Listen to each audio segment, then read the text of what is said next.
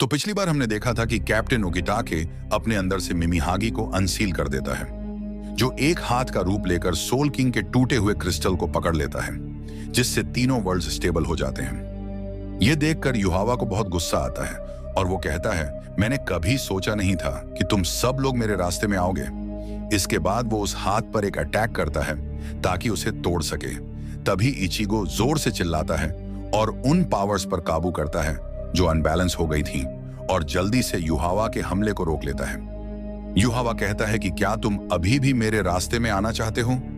तभी जल्दी से योरुइची वहां आ जाती है और सोल किंग के क्रिस्टल को मिमिहागी के साथ सील करने की कोशिश करती है ताकि तीनों वर्ल्ड्स स्टेबल हो जाएं। इसके बाद युहावा एक बार फिर से सोल किंग पर अटैक करने की कोशिश करता है, जिसे इचिगो रोक देता है। युहावा कहता है कि मेरे रास्ते से हट जाओ। इचिगो कहता है कि मैंने कहा था कि मैं तुम्हें रोककर तीनों वर्ल्ड्स को बचाऊंगा। यह सुनकर युहावा कहता है कि तुम बार बार सिर्फ मुझे रोकने के बारे में कहना बंद क्यों नहीं करते? आखिर मैं तुम्हारे लिए हूं कौन? मैं तुम्हारा सबसे बुरा दुश्मन हूं, एक ऐसा दुश्मन जिसने तुम्हारी मां को मार डाला। यह सब सुनकर इचिगो को काफी शोक लगता है और तभी अचानक से इशिदा पीछे से आकर योरुइची पर अपने एरो से अटैक कर देता है, जिससे योरुइची घायल हो जाती है और उसका सीलिंग प्रोसेस रुक जाता है और उसकी सील टूट जाती है। इशिदा को इस तरह देखकर इचिगो को बहुत गुस्सा आता है और वो इशिदा से कहता है कि उसने ऐसा क्यों किया। तभी युहावा अचानक से इचिगो के पीछे पहुंचकर उसे दूर फेंक देता है।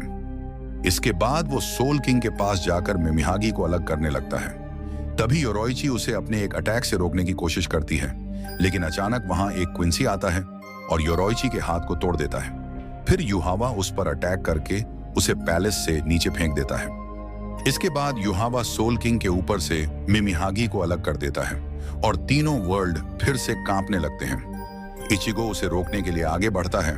तभी इशिदा उसके बीच में आ जाता है और कहता है कि वो महाराज से दूर रहे। यह सब सुनकर इचिगो को काफी गुस्सा आता है और वो इशिदा से कहता है कि उसे हर हाल में युहावा को रोकना होगा, नहीं तो तीनों वर्ल्ड खत्म हो जाएंगे। इशिदा कहता है कि मैं सब कुछ जानता हूं। यह सुनकर इचिगो को और ज्यादा गुस्सा आता है और वो कहता है कि अगर तुम सब जानते हो तो युहावा का साथ क्यों दे रहे हो?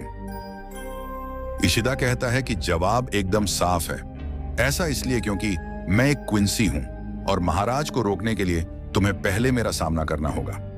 इसके बाद उन दोनों के बीच लड़ाई शुरू हो जाती है और बाकी के क्विंसेस भी वहां पहुंच जाते हैं जो इचिगो के साथियों से लड़ते हैं। लड़ाई के बीच में इशिदा इचिगो पर एक अटैक करता है, जिससे उसे इचिगो के अंदर की क्विंसी एबिलिटीज दिखने लगती हैं। ये देखकर वह काफी हैरान होता है और इचिगो इशिदा पर एक काउंटर अटैक करके उसे गिरा देता है। इसके बाद इचिगो इशिदा से कहता है कि वह अपनी बेवकूफी बंद कर दे। इशिदा कहता है कि बेवकूफ खुद इचिगो है, जो उसे मौका मिलने के बाद भी नहीं मार रहा। इचिगो कहने लगता है कि मैं ऐसा नहीं करूंगा क्योंकि तुम हमारे दोस्त हो, लेकिन तभी वह इचिगो से कहता है कि मैंने कहा था ना कि मैं एक क्विंसी हूं।